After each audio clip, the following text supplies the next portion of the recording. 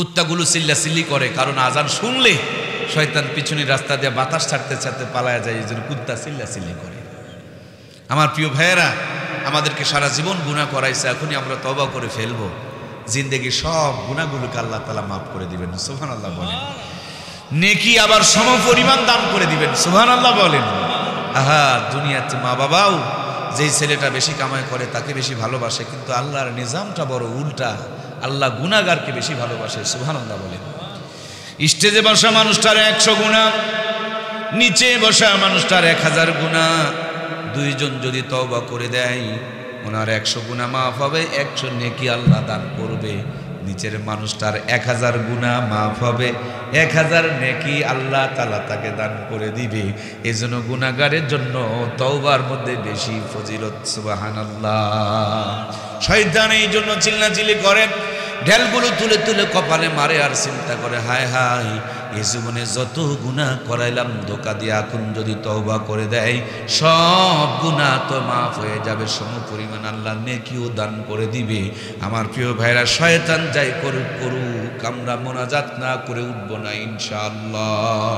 সম্মানিত প্রাণপ্রিয় ভাইরা আমার, এই কোরআনুল কারীমকে নিয়ে আলোচনা করছিলাম। তাহলে ইটা ভাটার থেকে বের করলে, পানিতে ফেলে দিলে আর নষ্ট হয় না। আপনার ছেলেকে ডাক্তার, মাস্টার, ইঞ্জিনিয়ার বানানো যাবে, কিন্তু আগেই ডাক্তার, মাস্টার, ইঞ্জিনিয়ার বানানো যাবে না। আগে কোরআনের ফার্মায় ঢুকায়া ইমানদার বানাইতে হবে। আগে বিল্ডিং বানায় না ইট বানায়? বুঝে বলেন, বিল্ডিং না ইট? আগে রাস্তা বানায় না ইট বানায়? আগে ব্রিজ বানায় না ইট বানায়?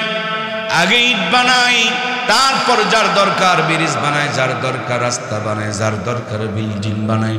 বন্ধুরে, কোরআনের ফার্মায় ঢুকায় আগে ইমানদার বানায় লাও, তারপরে এখান থেকে ইমানদার বানানোর পর প্রয়োজন হলে ডাক্তার বানাও, মাস্টার বানাও, ইঞ্জিনিয়ার বানাও।